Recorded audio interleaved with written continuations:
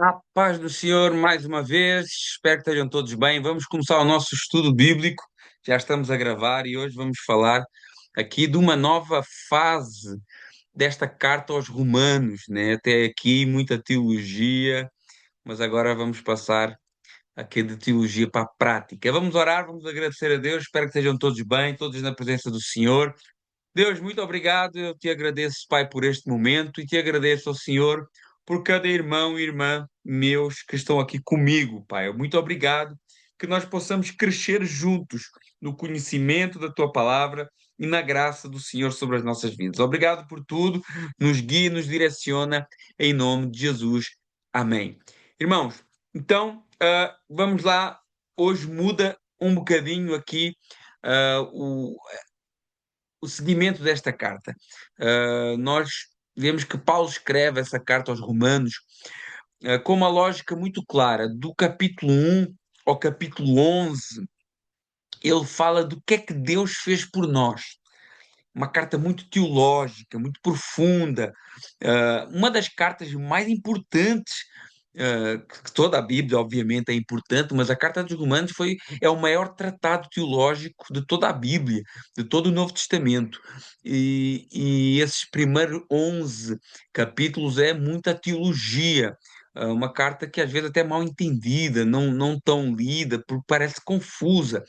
Depois, agora, do capítulo 12 ao capítulo 16, vemos como é que nós vivemos diante de tudo aquilo que aprendemos anteriormente, né? A vida prática, a ética do Evangelho, né? E esse capítulo 2 ele começa com duas palavras que fazem conexão direta a todo o assunto anterior. Ele começa assim: rogo-vos, pois, né? Esse pois aqui é uma ponte, né? Uma ponte. Tudo o que vem agora, desse capítulo 12 para a frente, é uma resposta àquilo que foi explicado antes. E o que é que foi explicado antes? Vamos rever, né, para decorarmos, né, do capítulo 1 ao capítulo 3, verso 20, condenação universal, né? Gentios e judeus, todos debaixo do pecado, o pecado que separa o homem de Deus. Não é o que diz lá Isaías 59, verso 1 e 2: eis que a mão do Senhor não está encolhida para que não possa salvar, eis que nem surdo está o seu ouvido para que não possa ouvir, mas as vossas iniquidades fazem separação entre vós e o vosso Deus, e os vossos pecados encobrem o seu rosto de vós para que não vos ouça. Então, este é o problema da humanidade: separação de Deus por conta do pecado. Depois, no capítulo 3, do verso 21 até o capítulo 5, verso 21 também, nós temos a maravilhosa justificação pela fé, a justiça de Deus revelada em Cristo. E com isso nós temos paz com Deus, acesso à graça.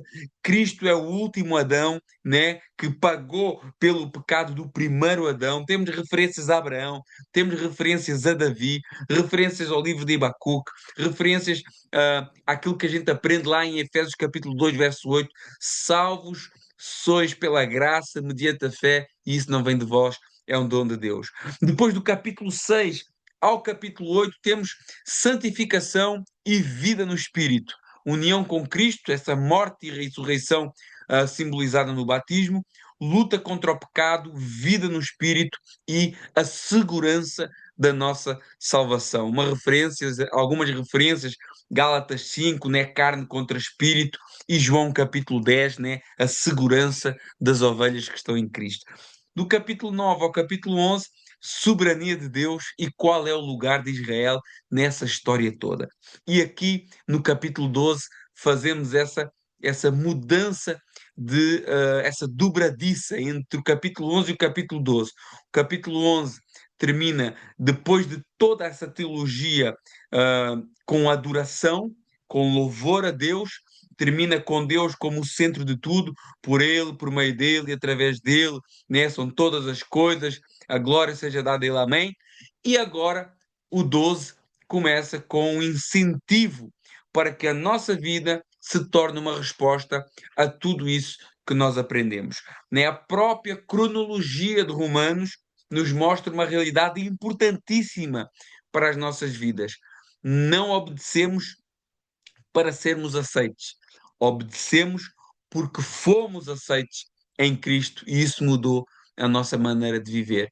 Então, o tema do capítulo 12 é isso: vida transformada pela misericórdia. Vamos falar do culto religioso, da comunidade, como é que é essa história dá para ser cristão sozinho, do amor ao próximo e da vitória sobre o mal. Vemos aqui um capítulo mais prático, menos teológico, mas claro, sempre com muita teologia, mas mais prático. E vamos entrar no texto agora, depois desse panorama, dessa síntese, Romanos 12, verso 1, aquelas duas primeiras palavras, rogo-vos, pois, ou seja, diante de todos esses últimos 11 capítulos, de tudo o que aprendemos, irmãos, pelas Amanhã, amanhã.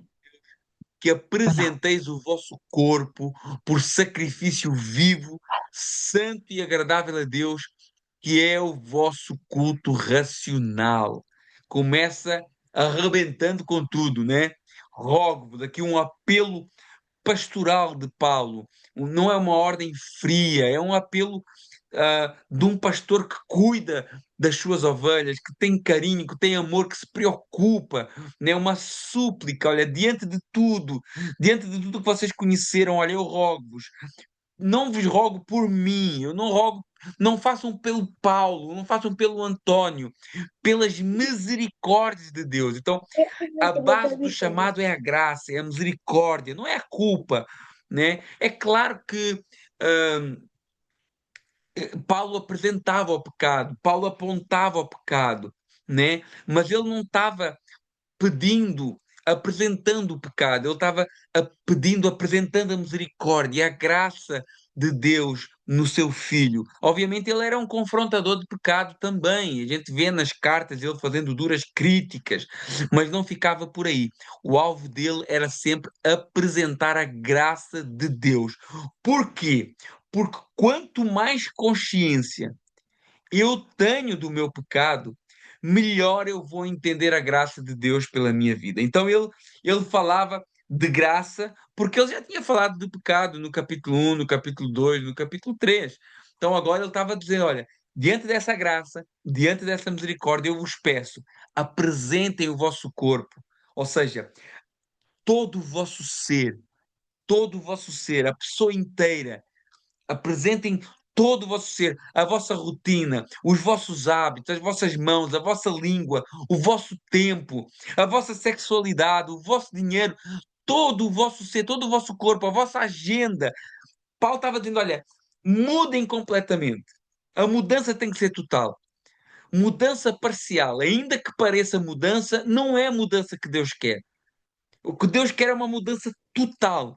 Como nós vemos lá em 1 Tessalonicenses, capítulo 5, versos 23 e 24, Paulo diz assim: olha, o mesmo Deus de paz vos santifica em tudo, vosso espírito, alma e corpo, ou seja, todas as áreas da vossa vida sejam conservados íntegros, irrepreensíveis na vinda do nosso Senhor Jesus Cristo, né? Então, Paulo disse: olha, eu vos peço, pela graça que nos alcançou, apresentem o vosso culto, o vosso corpo inteiro, todo o vosso ser, como um sacrifício vivo, né? O que parece um paradoxo, né? Como que o sacrifício está vivo? Como é que isso funciona, né? Ah, o sacrifício normalmente morre, e isso é proposital, porque a oferta aqui é viva, ela é contínua, ela não acaba no sacrifício, ela é contínua. Nós nos oferecemos continuamente, né? Quando a gente olha lá para o livro de Levítico que nós estamos a ler agora, vemos que a oferta, o sacrifício, ele morria, ele tinha que derramar o sangue, porque a vida está no sangue, como diz o texto, né? E o animal sacrificado depois do morto não tinha necessidade de continuar separado para ser santificado, ele morria. Mas antes do sacrifício, ele era separado, ele era examinado. No caso da Páscoa, ele ficava 5 dias na casa do dono. E quando o animal morria, acabou esse processo de separação, de santificação. Só que nós não morremos. O nosso velho homem morreu, mas nós continuamos vivos. Então, alguém morreu no nosso lugar, mas também não permaneceu morto, ressuscitou. Então, essa santificação na nossa vida, ela é contínua porque nós ressuscitamos nele e para ele vivemos. E se é nele, temos que ser santos e agradáveis a Deus. Como ele era, nós devemos ser também. E santo é separado para Deus. Santo não é perfeito, mas é separado. Jesus era perfeito. A nossa santificação aqui nesta carne nunca nos vai conseguir fazer ser perfeitos. Só no futuro. Só quando o Senhor Jesus voltar. Mas somos separados. Nós fugimos. Nós nos separamos para Deus. Continuamente. Continuamente. E isso é agradável, né? Santo e agradável. E esse é o nosso culto racional. Esse é o nosso culto. Essa palavra racional aqui é a palavra lógico no grego. Na realidade, se fala mesmo lógico, mesmo no grego. Então, é o nosso culto lógico. O que é que isso significa? Às vezes, no português, a gente. O racional é com raciocínio, mas isso às vezes parece que diz respeito só ao entendimento. Mas quando a gente vê o significado original, é coerente, é lógico. Na realidade, o significado é que pertence ao discurso ou à fala. O que é que isso significa? Que é consistente e que faz sentido com aquilo que a gente fala, com aquilo que a gente prega. Não é um culto de aparência, é um culto racional, em que nós morremos, como Paulo disse lá em Romanos capítulo 6, para nós mesmos e vivemos para Cristo. Ou seja, é um culto em que nós honramos esse compromisso. É muito mais do que raciocinar. É viver de acordo com aquilo que nós pregamos. Por isso é lógico. Não seria lógico nós pregarmos uma coisa e viver outra. Então, o significado original dessa palavra, ela traz uma visão diferente daquilo que é o culto racional, o culto lógico, que pertence ao discurso ou à fala, que não é de aparência, que não é de hipocrisia, né? E só podemos ser o sacrifício vivo porque Cristo foi o sacrifício perfeito, substitutivo, que nos reconcilia com Deus. E a nossa entrega é resposta a esse sacrifício e não um pagamento que nós nunca conseguiremos pagar. No verso 2 diz: Não vos conformeis com este século, perdão, mas transformai-vos pela renovação da vossa mente, para que experimenteis qual seja a boa, agradável e perfeita vontade de Deus. No capítulo 12, verso 2, temos duas ordens. Uma negativa, ou seja, não vos conformeis. O que é que significa conformar? É tomar forma, conformar, tomar uma forma. Então, a ordem é: não tomem a forma do mundo. Olha que tem a ver, irmãos, olha como é que isso é profundo, o significado da palavra. Não é só, não tem só a ver com interior, tem a ver com exterior. Porque tomar forma significa algo exterior também, né? E vemos que não vos conformeis com este século. Então, esse sistema de valores, esse sistema que governa esse mundo perdido, né? Da autonomia, de eu não preciso de ninguém, da idolatria, do orgulho, do eu. Não vos moldem a isso, não vos conformeis, não tomem essa forma. Essa é a primeira ordem, ela é negativa. E depois a outra ordem é positiva. Mas transformai-vos. Transformai-vos. É uma mudança de natureza. Não é um acostumar a um padrão. É uma transformação. Enquanto para o mundo a gente se amolda, porque nós já somos corrompidos, porque nós já temos algo de ruim em nós, a nossa natureza pecaminosa, então nós só nos moldamos, mas a ordem é transformai-vos, mudem completamente tudo. É uma mudança de natureza completa, uma metamorfose. Não é uma maquiagem moral, é uma mudança espiritual que aparece cá fora no comportamento, né? E, e qual é o meio pelo qual eu vou conseguir atender a essa ordem positiva de transformação? Mudando a minha mente, né? Transformai-vos pela renovação da mente. A transformação passa por mente, por crenças, por afetos, por critérios, por prioridades. Para quê? Para experimentarmos, né? Para a gente poder experimentar a boa, a perfeita, a agradável vontade de Deus, né? Esse que é o propósito. Eu tenho que me transformar completamente a minha vida. Por isso que não pode, não existe, não é coerente essa questão da pessoa dizer que recebeu o Evangelho, que recebeu a graça, que recebeu Jesus, mas não tem uma mudança. Não faz sentido. Porque a mudança, como a gente vê na palavra, ela não é pouca, ela não é ligeira, ela não é uma maquiagem, ela não é um amoldar algo, ela é uma transformação completa. E só assim nós vamos experimentar. Só assim nós vamos provar na prática a perfeita, boa e agradável vontade de Deus, né? Uma igreja pode ter até uma liturgia bonita e mesmo assim estar conformada com o mundo. E Romanos 12:2 nos faz mudar diante de tudo o que aprendemos nesta carta até agora. Mudar a nossa maneira de pensar a vida. Pergunta é, a pergunta que nós devemos fazer é: qual é o nosso padrão a partir de agora? Depois de tudo que nós lemos, tudo que nós conhecemos de Deus, qual que é o nosso padrão de sucesso? Qual que é o nosso padrão de felicidade? Qual que é o nosso padrão de prioridade? Qual que é o nosso padrão de certo e errado? É este mundo caído, corrompido, que nos pode ensinar essas coisas? É esse mundo que a palavra diz que todos pecaram e destituídos estão da glória de Deus?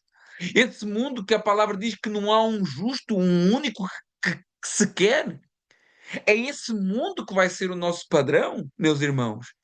Não podemos buscar no mundo o nosso padrão de vida, de espiritualidade, de ética, de moralidade.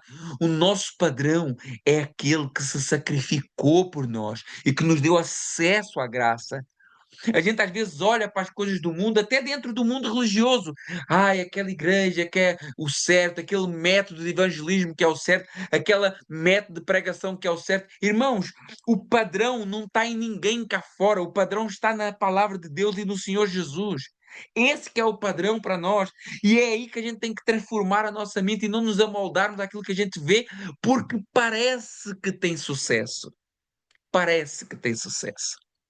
Verso 3: porque pela graça que me foi dada, digo a cada um dentre vós, que não pense de si mesmo, além do que convém. Antes pense com moderação, conforme a medida da fé que Deus repartiu para cada um. Paulo, ele está falando aqui, está pedindo aqui a esses irmãos para serem transformados, para, mediante tudo que ele tinha falado, mudarem completamente a sua mentalidade. Mas ele fala com autoridade, mas ele lembra que é pela graça. Ele diz: olha, porque pela graça que me é dada. Ou seja, é como se ele dissesse assim: quando eu não falo como superior a vós. Eu falo como alguém que carece da mesma graça que vocês. Olha a humildade de Paulo aqui. Irmãos, muita atenção. O primeiro fruto, veja, lembre-se bem disso que eu vou dizer. O primeiro fruto de uma mente renovada é humildade, meus irmãos. Esse é o primeiro fruto. Nós vemos aqui muito claramente Paulo falando, ele tinha toda a autoridade, ele era o apóstolo que não era inferior a nenhum outro. Ele tinha feito quantas jornadas evangelísticas, quantas almas se converteram, quantas igrejas foram abertas, mas ele dizia: olha, eu falo pela graça que me é dada também. Ou seja, no que diz respeito à graça, salvação, justificação, estamos todos no mesmo barco e somos todos dependentes dessa salvação, né? O primeiro fruto de uma mente renovada é humildade. Ele disse: olha, não não pensem mais de vocês mesmos do que aquilo que deve ser.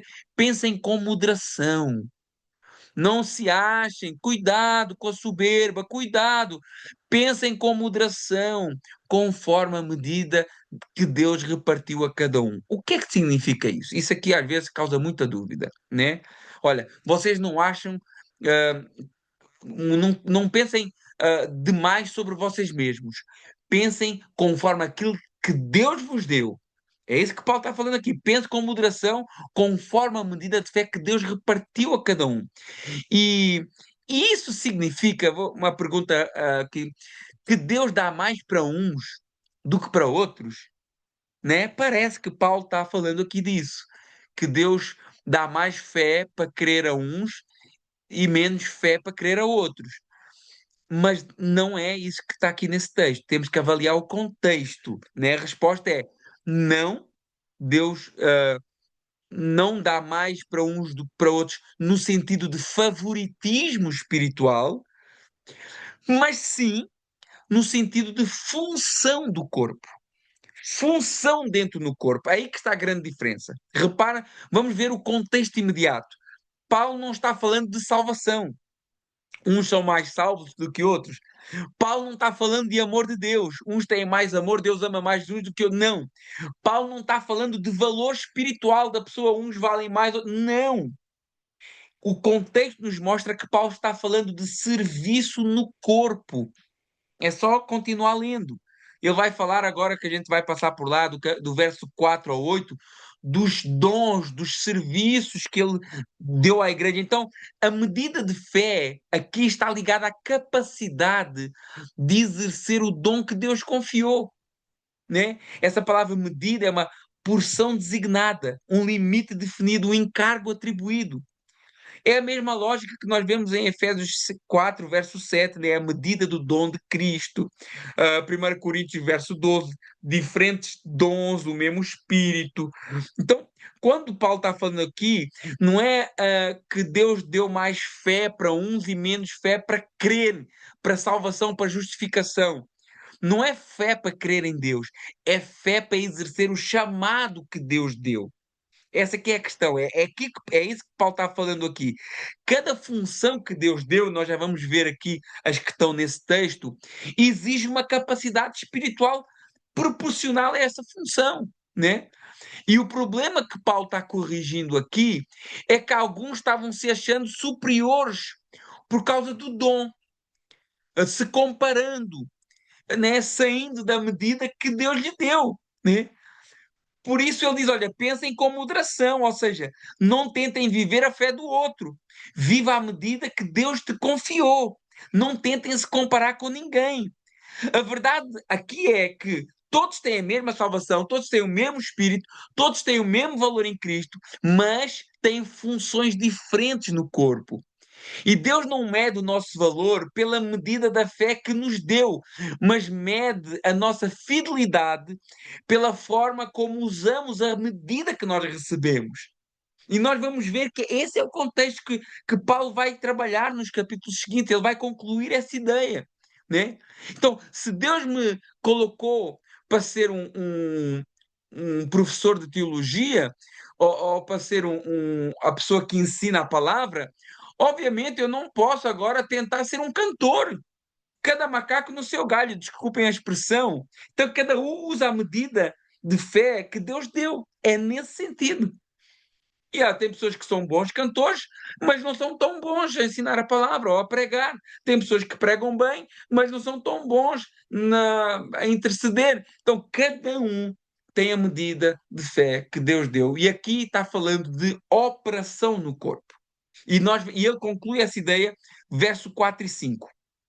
Porque assim, tá, porque traz o seguimento à ideia do versículo anterior. Porque assim como um corpo temos muitos membros, nem todos os membros têm a mesma função, assim nós também, conquanto muitos, somos um só corpo em Cristo e membros uns dos outros. Isso aqui é eclesiologia na prática, é doutrina da igreja. Isso aqui é doutrina da igreja. O cristianismo não é individualismo espiritual e nunca vai ser. Em Cristo, como diz o texto, né? Em Cristo somos um corpo em Cristo. É uma união espiritual real que produz uma interdependência uns dos outros. Membros que andam unidos, membros que trabalham juntos, membros que sentem comunhão uns com os outros. Irmãos, eu já disse isso e repito: vida cristã não é e nunca vai ser uma carreira a solo. Irmãos, não tem como viver uma vida cristã isolado. E se isso está acontecendo com alguns, eles não estão vivendo uma vida cristã, por muito que eles pensem que estão, por muito que eles entendam que amam a Deus. mas estão vivendo um engano. A vida cristã tem e é para ser vivida em comunidade. O próprio termo igreja, o próprio termo igreja que o próprio Jesus falou. Não estamos a falar nem de apóstolo, ainda que se fosse um apóstolo, tinha autoridade de Jesus também, porque eles são representantes de Jesus. Mas o próprio Cristo falou, o próprio termo igreja já representa isso. Já representava isso, Mateus 16, 18. E eu também te digo: tu és Pedro, e sobre esta pedra edificarei a minha igreja. A minha igreja, essa palavra igreja, aqui, que no original é eclésia, é uma palavra composta por um prefixo que é o ek, de dentro de chamado, cleo. Então, chamado para fora, chamado de dentro para fora. A gente já ouviu, né, os chamados para fora, que é o significado original da palavra eclésia, que a gente fala igreja, né? Chamados para fora. E a gente pensa assim: ok, ok, chamados para fora. O que é que significava isso nos dias de Jesus? É importante nós entendermos as palavras ao significado que elas tinham naquele contexto. Porque hoje, quando nós olhamos para essa palavra chamados para fora, a gente pode tirar várias conclusões. Chamados para fora do mundo, chamados para fora do pecado, chamados para fora de um sistema. Podemos aplicar tudo isso. Mas vamos ver, nos dias de Jesus, o que é que significava essa palavra? Essa que é importante saber. Porque tudo aquilo que eu falei faz sentido também, tendo em conta aquilo que nós conhecemos do Evangelho. Mas nos dias de Jesus, o que é que significava a palavra eclésia? Será que essa palavra era sequer um termo religioso? Será? Não. Ela não era nenhum termo religioso. Era um termo cívico. Eclésia era a Assembleia Pública de Cidadãos convocados de suas casas para se reunirem em praça pública com um propósito comum. Então pensa, o próprio Jesus, quando ele fala essa palavra, ele fala dentro do contexto em que ele estava vivendo e ao significado que ela tinha. E ela significava gente reunida. Ai, mas eu e a minha família somos uma igreja, ok. Mas isso não é igreja. Igreja é pessoas que se reúnem, que saem de suas casas e se reúnem numa assembleia pública. É esse o sentido que Jesus usou.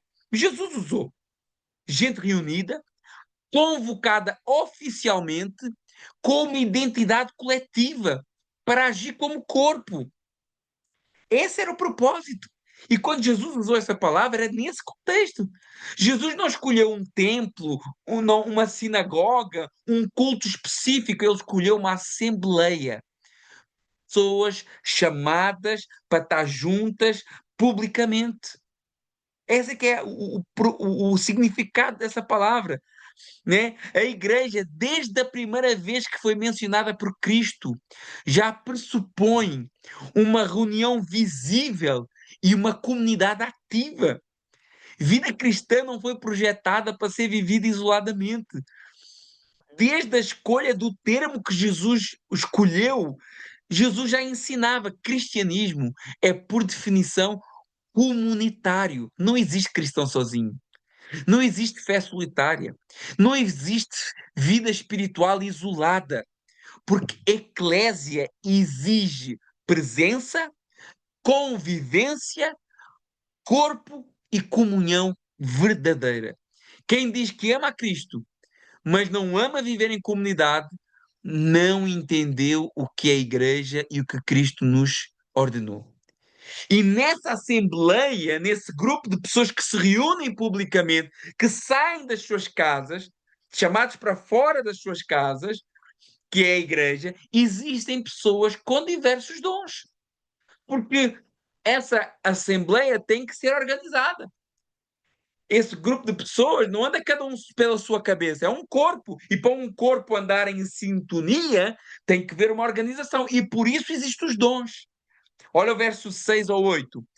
Tendo, pois, dons diferentes, segundo a graça que nos foi dada, olha, o dom é dado pela graça, pela graça, se profecia, seja segundo a proporção de fé, se ministério, dediquemos ao ministério, o que ensina, esmere-se em fazê-lo, o que exorta, faça com dedicação, o que contribui com liberalidade, o que preside com diligência e quem exerce misericórdia com alegria. Então vamos ver aqui um bocadinho, muito rapidamente, dom por dom. Então, profecia. O que é profecia?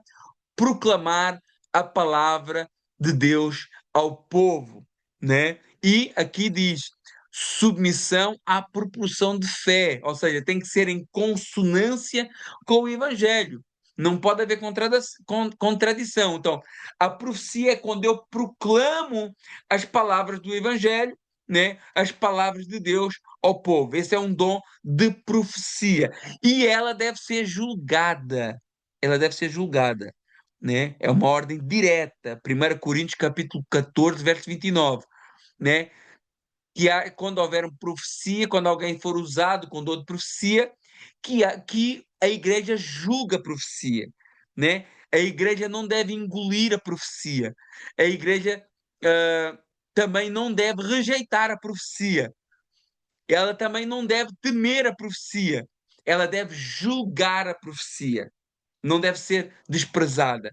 1 Tessalonicenses capítulo 5, verso 20 e 21 diz: não desprezais as profecias, examinai tudo e retendo o que é bem. Né? Então os dois extremos são proibidos. Desprezar uma palavra profética e aceitar sem examinar e sem julgar. Né? E o que é julgar? Julgar é discernir, é avaliar, é peneirar, é submeter a profecia aos critérios espirituais, né, que a gente tem. Submeter a profecia à palavra de Deus, porque nenhuma profecia está acima da palavra escrita. Então, a palavra escrita é a maior e suficiente profecia para a igreja. Mas como nós cremos, e eu creio, que Deus pode usar alguém com um dom profético, né, num momento, para uma mensagem de exortação, uma mensagem de confronto, né, como eu acredito nisso, porque a Bíblia diz que isso é um dom real, e eu já vi e já fui alvo disso, né, de uma maneira inegável, mas eu também não engoli nada a seco. Tem que ser julgado. Tem que ser conforme a palavra, né? Não pode contradizer a escritura. Tem que ter o testemunho de Cristo, então tem que sempre exaltar a Cristo. Tem que edificar a igreja. Tem que edificar exortação, consolo, repreensão e também uma coisa muito importante, o caráter do profeta, a fonte, né? Porque da mesma fonte não sai água suja e água limpa. E outra coisa, o testemunho do Espírito Santo. Se confirma com o Espírito Santo que habita em nós, né? Se Deus levanta um profeta para falar conosco, esse profeta é usado pelo Espírito e nós também temos o Espírito Santo em nós. Então tem que haver uma coerência, uma paz, uma confirmação no nosso interior, no Espírito Santo que habita em nós. Então, cremos no dom profético, principalmente quando é com a palavra de Deus aberta, mas também, obviamente, como não somos cessacionistas, queremos que Deus pode usar alguém com uma palavra profética, porque a Bíblia nos mostra que isso é possível. Temos as filhas de Filipe, temos o profeta Ágape, tudo em Atos dos Apóstolos, no tempo da igreja, sendo usado tremendamente em profecias, mas todas elas eram julgadas e a peneira será sempre a palavra de Deus. Depois temos o ministério, o serviço, né? Aquele que ministra. Então, ministro é um servidor. Um ministro é um... A gente tem às vezes ideia de que um ministro, talvez por causa da política, né? Primeiro-ministro, então achamos que é a pessoa que está lá na frente, que manda. Mas não. Ministro é o que trabalha por ordens de outrem. Então, o primeiro-ministro, ele trabalha servindo o povo. Ele é ordenado pelo povo que vota nele.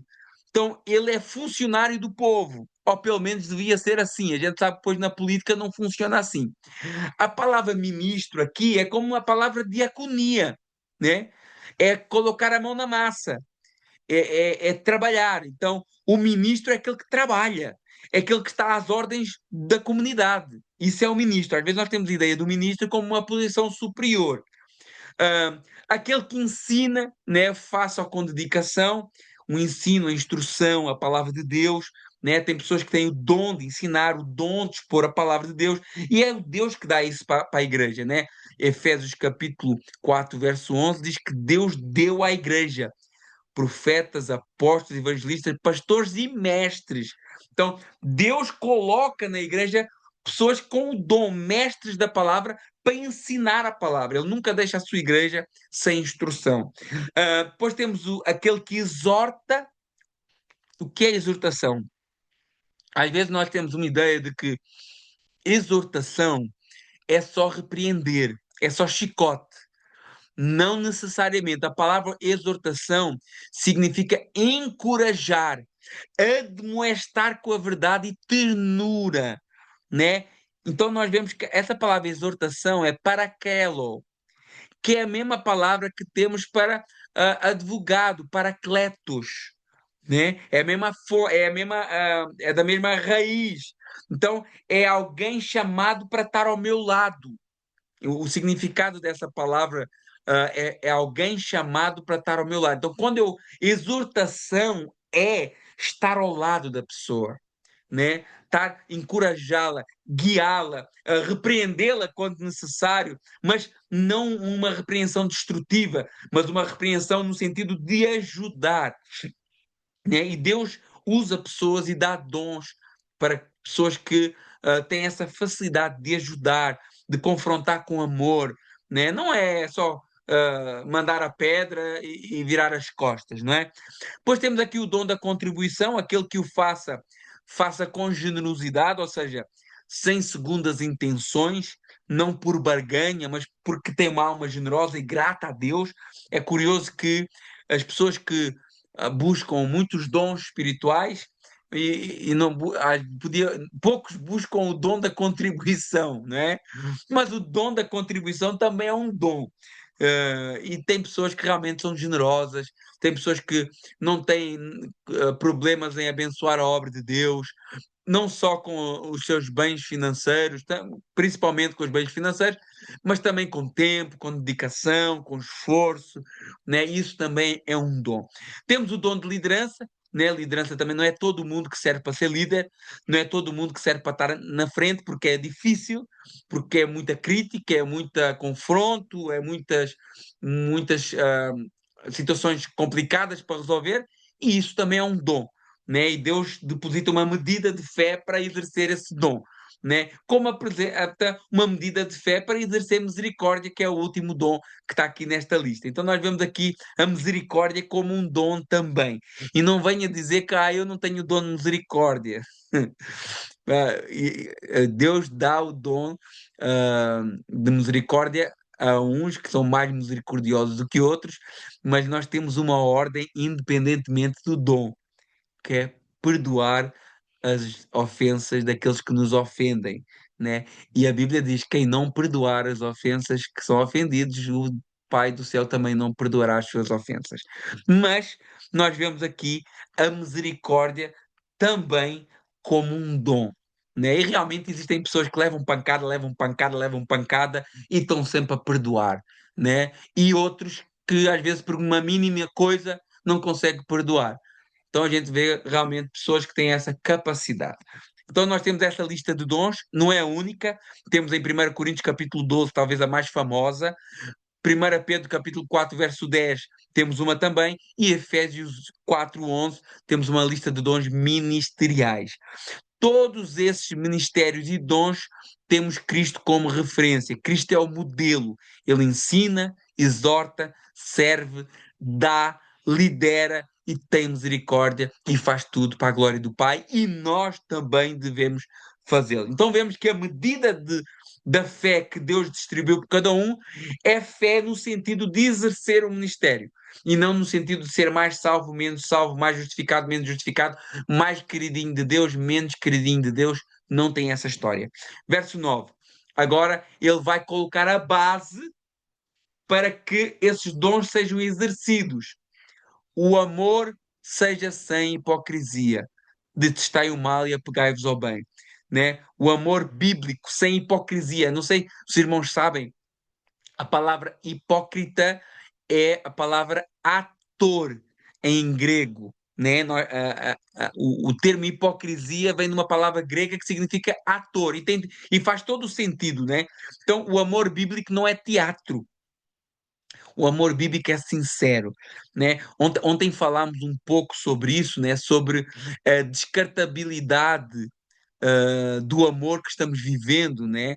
E pessoas que descartam outras assim muito rápido, descartam igrejas, descartam amizades, descartam comunhão. E isso demonstra ah, a falsidade das pessoas, a hipocrisia das pessoas, né? É um amor hipócrita que qualquer coisa nós descartamos. Né? E a palavra de Deus diz: o amor seja sem hipocrisia, seja verdadeiro, seja sincero. E quando você descarta alguém, um irmão em Cristo, uma amizade, um familiar, isso significa que você estava vivendo um teatro. Essa que é a verdade. Você estava vivendo um teatro. Por que que eu digo que quando eu descarto alguém, eu estava vivendo um teatro? Porque 1 Coríntios, capítulo 13, do 4 ao 8, diz assim: o amor é paciente, é benigno, não arde em ciúmes, não se ufama, não se ensoberbece, não se conduz inconvenientemente, não procura os seus interesses, não se exaspera, não se ressente do mal, não se alega com justiça, mas regozija-se com verdade. Olha o verso 7. Tudo sofre, tudo crê, tudo espera, tudo suporta. O amor jamais acaba. Repare que Paulo coloca o amor depois dos dons que falou, porque o amor serve de base, de plataforma para tudo o que nós fazemos na igreja e para tudo o que nós fazemos como cristãos. A Bíblia diz que o amor é o vínculo da perfeição e sem o amor nada pode ser feito, porque ele é o maior dom que Deus derrama no nosso coração. Por isso que Paulo diz lá em Coríntios: o amor jamais acaba. Havendo profecias, vão desaparecer, línguas vão desaparecer, ciência vão desaparecer. Paulo está falando de dons aqui. Esses dons um dia vão desaparecer, mas o amor nunca. Paulo não está dizendo que esses dons não são bons. O que Paulo está dizendo é que tudo isso um dia acaba, mas o amor é eterno, porque o amor é uma parte da divindade dentro de nós. Porque Deus é amor e Ele derrama essa porção dele sobre a nossa vida. Então é muito importante isso, porque nós não podemos fingir que amamos. Nós não podemos ser hipócritas. Ou amamos ou não amamos. E às vezes essa descartabilidade que nós temos hoje demonstra a hipocrisia de muitos. Infelizmente, né? E Paulo diz, olha, amai-vos, verso 10, amai-vos cordialmente uns aos outros com amor fraternal, preferindo-se em honra uns aos outros. Olha como nós temos dificuldade em viver isso aqui. Cordialmente aqui é filotrócos, é um amor familiar. Não é um amor erótico, não é um amor de amizade, não. É um amor familiar. Não é um amor de como de ajudar o próximo, de ajudar Não, é um amor entre pais e filhos, entre irmãos de sangue, entre marido e mulher. Um amor profundo. É esse amor que nós... É um amor familiar mesmo. É esse amor que nós devemos ter, porque nós temos laços de sangue, sim. E é um sangue precioso demais. O sangue foi derramado para que nós pudéssemos viver essa unidade em Cristo. É precioso demais. E esse sangue nos une, né? E uma das consequências desse amor, olha o que é que diz o texto, é eu preferir em honra o meu próximo, né? Ele diz assim, olha, preferindo-se em honra uns aos outros. Irmãos, isso é cultura de reino. Celebrar o outro e não competir. Nós não entendemos isso. Nós queremos competir uns com os outros. Ai, quem é o fulano para me dizer isso? Ai, o fulano está muito amostradinho. Ai, tá com a mania. Ai, o outro pensa que é bom. É inveja, essa competição que a gente vive é contra o Evangelho, é contra a palavra, é contra Cristo, é contra o Espírito Santo. Nós temos que nos preferir em honra uns aos outros. Nós temos que celebrar os sucessos dos outros. Se o meu irmão está em destaque, glória a Deus, eu me alegro com isso. Não podemos competir. Olha, o Filipenses capítulo 2, verso 3.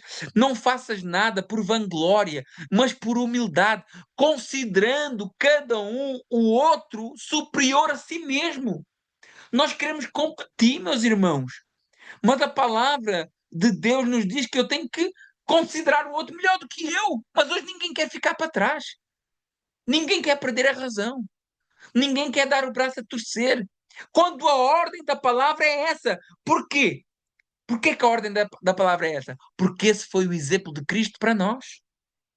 Essa é uma capacidade que só quem tem a mente de Cristo consegue. Só quem tem a mente de Cristo consegue se humilhar. Só quem tem a mente de Cristo consegue se negar a si mesmo. Só quem tem a mente de Cristo consegue dar a vez ao próximo. Dar a razão ao próximo. Só quem tem a mente de Cristo, porque quem não tem não consegue. Olha o que é que diz verso 11. No zelo, não sejais remissos, sede fervorosos de espírito, servindo ao Senhor. Ou seja, não sejam vagarosos no cuidado, sejam fervorosos, né? Sejam fervorosos a servir o próximo, sejam fervorosos a considerar o próximo. Devemos ter ânimo para fazer a obra de Deus, devemos ter ânimo para servir a Deus. E claro que isso é fora da igreja também, mas também é dentro e principalmente dentro da comunidade de fé. É isso que Paulo diz aos Gálatas. Olha, quando tivermos a oportunidade, façamos o bem a todos, mas principalmente aos da família da fé. Então, eu tenho que servir todo mundo, mas principalmente na igreja, principalmente na comunidade. Quando eu falo igreja, é comunidade. É o que a palavra de Deus diz. Isso não é ativismo religioso, é mandamento apostólico. Eu posso servir lá fora, os do mundo, pode, mas você tem que servir principalmente os da igreja. É o que a Bíblia diz. Irmãos, eu não estou lendo nada fora do contexto. É o que a Bíblia está falando aqui. Façamos o bem sempre que a gente possa, principalmente aos da família da fé. Isso é mandamento bíblico. Servindo ao Senhor, ou seja, o meu alvo não é a aprovação humana. Eu não vou servir muito na igreja, ou seja, onde for, para ter a aprovação dos homens, para que as pessoas vejam o quanto que eu sou bom, o quanto que eu sou generoso, o quanto que eu sou voluntário, o quanto que eu me dedico. Não!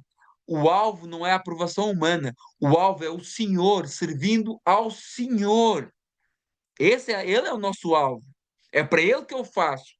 Ainda que ninguém me reconheça, ainda que o pastor não me dê uma palmadinha nas costas, ainda que o pastor não diga obrigado, ainda que não receba um elogio, ainda que não haja um tapete vermelho, nós não queremos nada disso.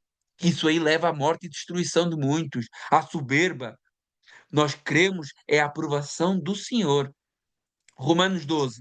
Regozijemo-nos na esperança, sede pacientes na tribulação e na oração. Olha aqui o tripé da sobrevivência cristã. Esperança, porque, irmãos, se não tivermos esperança, a gente desanima. E a nossa esperança é o quê? Cristo, a glória, o arrebatamento, o estado eterno, o corpo glorificado. Essa é a nossa esperança, né? Andamos aí todos no Ozempic, no Monjar e nas dietas, mas glória a Deus que nós vamos ter um corpo glorificado. Essa é a nossa esperança. Porque é aquela coisa, a gente ou quer ser feliz ou quer ser magro, né? Não dá para ser as duas coisas. Então a nossa esperança é sair daqui e morar com o Senhor. Irmãos, só uma brincadeira, né? Mas a nossa esperança é o estado eterno, né? E nós temos que estar sustentados nisso.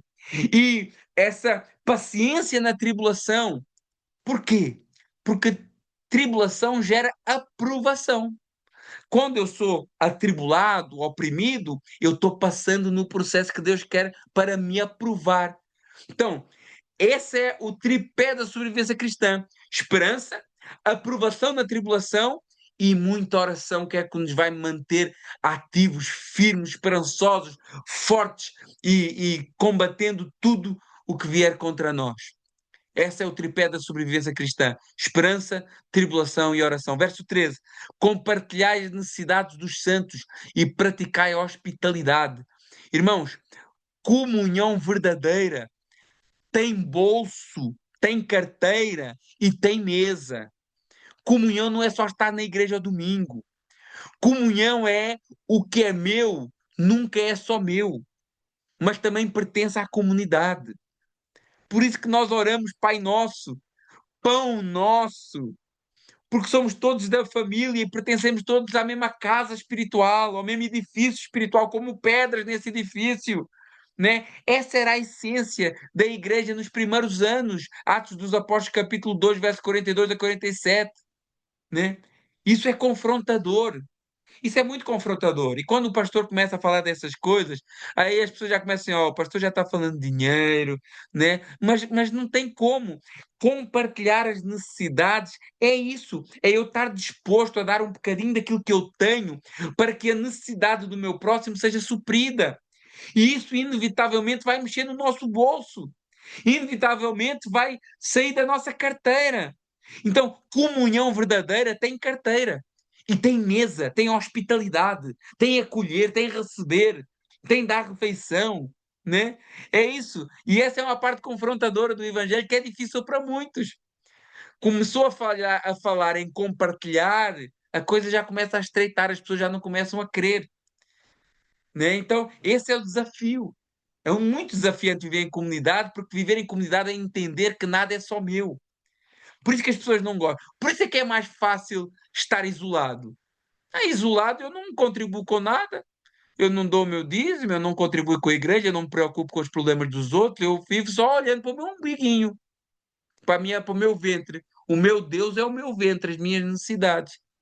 Por isso que é desafiante viver em comunidade, porque viver em comunidade e em comunhão é em todas as áreas, não é só em algumas, né?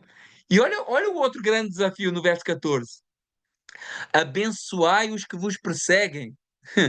Abençoai e não maldizeis. Não amaldiçoeis. Irmãos, temos que ser honestos, meus irmãos. Isso não é natural. Abençoar aqueles que nos perseguem. Não amaldiçoar e abençoar aqueles que são contra nós. Irmãos, vamos ser sinceros. Isso não é natural. Isso sai fora daquilo que é normal. Por isso que o evangelho é loucura. Porque ele sai fora da lógica humana. Mas isto aqui, abençoar os que nos perseguem e não amaldiçoar, antes abençoar, isso é a marca do novo nascimento, que não é da carne, que não é do natural, é do sobrenatural, meus irmãos. Desejar bem diante de Deus, né? Alguém que nos deseja mal, isso é não devolver o veneno que nos é dado. Irmãos, isso é algo sobrenatural só para quem nasceu. É coisa de crente, meus irmãos. Isto aqui é coisa de crente. Ou é crente ou não é crente. Por isso que Jesus fala lá: olha, vocês têm que negar tudo: pai, mãe, filhos, irmão, tudo por amor de mim. Se vocês não fizerem isso, vocês não conseguem ser meus discípulos. Por isso é assim: façam bem as contas para ver se vocês conseguem. É nesse contexto que Jesus manda fazer contas da torre. Olha, qualquer homem que vai construir uma torre e depois não tendo dinheiro com que acabe, venha a ser envergonhado. É nesse contexto que Jesus diz: olha, vocês têm que fazer as contas. Ou querem me servir? Se querem me servir, as coisas é desse jeito. É de uma maneira louca, é de uma maneira sobrenatural. É deixando tudo aquilo que vocês conhecem e abraçando algo novo. Né? Isto aqui é marca de novo nascimento. Abençoar quem nos maldiz, só novo nascimento consegue. Só uma ação poderosa do Espírito Santo. Verso 15, estamos quase terminando. Alegrai-vos com os que se alegrem e chorai com os que choram. Irmãos, é entrar no mundo do meu irmão.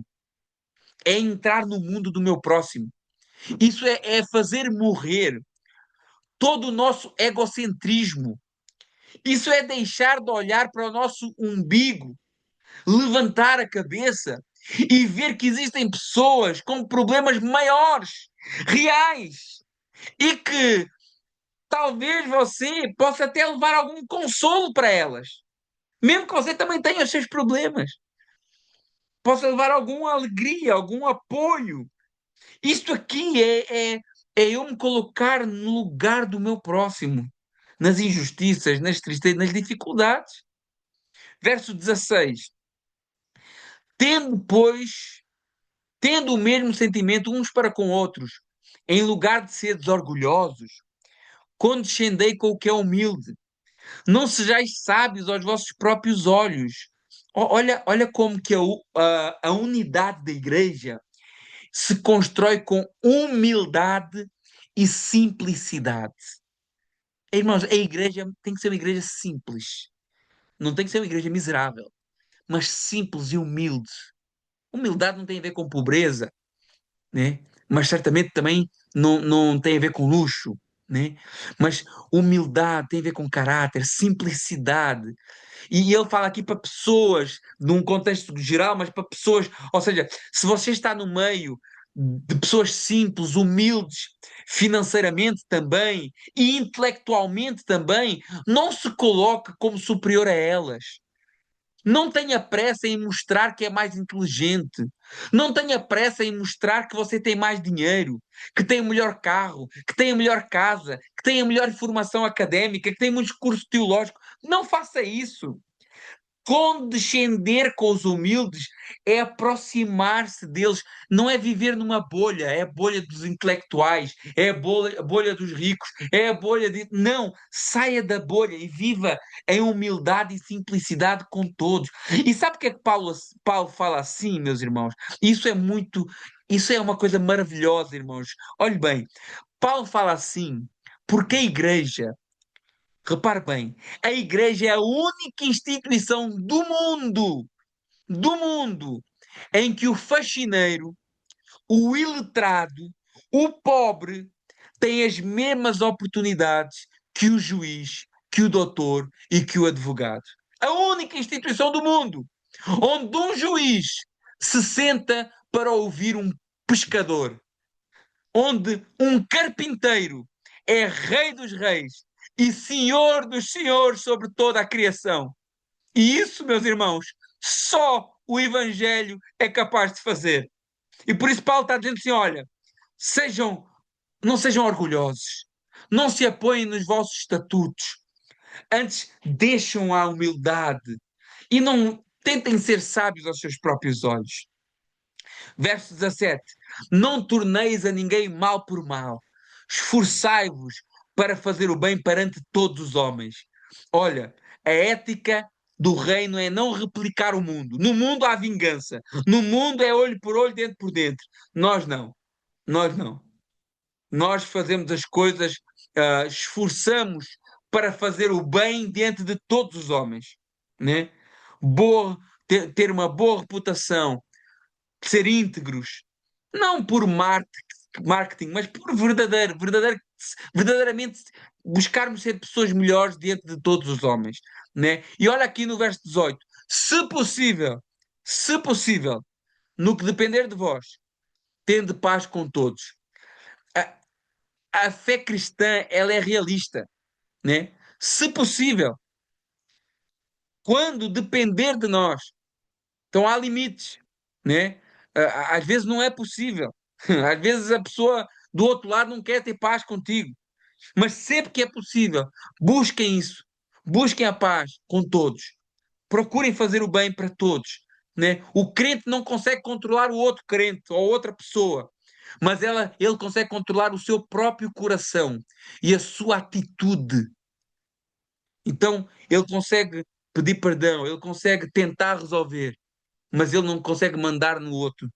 Verso 19: Não vos vingueis a vós mesmos, amados, dai lugar à ira, porque está escrito: A mim pertence a vingança e eu retribuirei, diz o Senhor.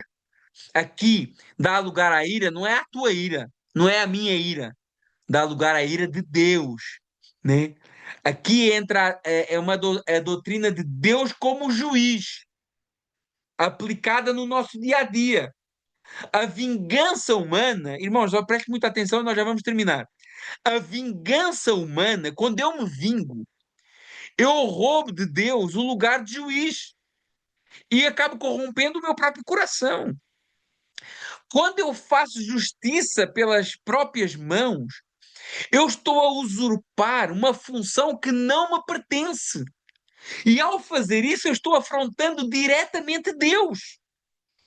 Por isso que a Bíblia diz: olha, dá lugar à ira de Deus. É Deus que pertence à vingança. Ele diz: a mim pertence a vingança. Eu retribuirei, descansa. Ele fez-te mal, ele foi injusto, ele te maldisse, ele fez mil e uma coisas erradas. Irmão, deixa, Deus vai tratar. E se eu tentar tratar por Deus, eu estou usurpando e afrontando o próprio Deus. Olha que sério isso aí. Que sério isso aí. Verso 20. Pelo contrário, se o teu inimigo tiver fome, dá-lhe de comer. Se você tiver que fazer alguma coisa, faça o bem. Não se vingue, faça o bem. Se der para fazer alguma coisa, que faça o bem. Se o teu inimigo tiver fome, dá-lhe comer. Se tiver sede, dá-lhe beber. Porque ao fazer isso, amontoarás brasas vivas sobre a sua cabeça. O que é que isso significa? Né? Você vai constranger ele. Não há nada que constranja mais do que o amor. Por isso que o amor de Jesus nos constrange. Porque você sabe quem é. Você conhece o seu pecado. Você conhece a imundície que às vezes passa na sua mente, que já passou de onde Deus te tirou, nos amando, sendo nós ainda pecadores.